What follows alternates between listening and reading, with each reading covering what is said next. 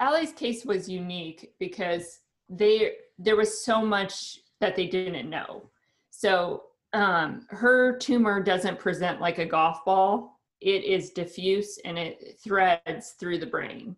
So when they initially looked at her scans, there was a laundry list of items that this could have been. And luckily for us, she had a great neurologist at Children's Mercy, and they went through everything and they were like, oh, it's probably post-infectious encephalitis.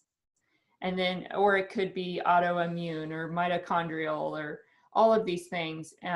But then they said, well, the neurologist went back through like the journals and the literature, and he found a case or two where someone was presented like this and it was brain cancer.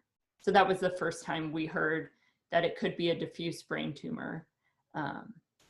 But we were hopeful that it wasn't that. And so they treated her, she got better, she got a huge amount of steroids, and she was treated with that, responded very well, went back to preschool for a while, and then Kyle noticed that she started with very impulsive behaviors again. So like she'd run up to like try to touch a hot stove, which is something she never did, and reach her hand in the toilet, which was something else she never did. And it was, we called her neurologist at that point, and he was very concerned and had us come in to redo the scans right away. And so this was, I think, only 6 weeks later. And we did the scans, and I can remember, you know, he came in the next day, and you know, when you're at the hospital with the neurologist, normally there's students with him.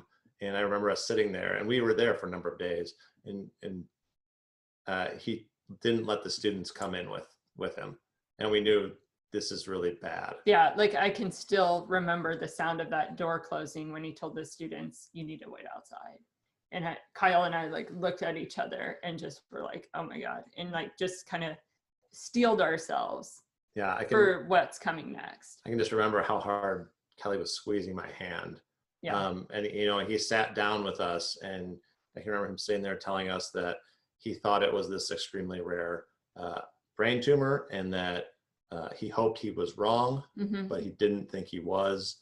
And then talking about potential options for treatment or getting second opinions and everything else, which in our case, everything was very limited because of what it was. So yeah, the location of the tumor in her brain was at a very, at the center. To even go in there and get a tiny tissue sample was extremely risky, and we had to weigh those risks. And so Kyle and I, we decided that we were okay not knowing, because she is 3 years old and she isn't a candidate for whole brain radiation without us causing a lot of damage to her.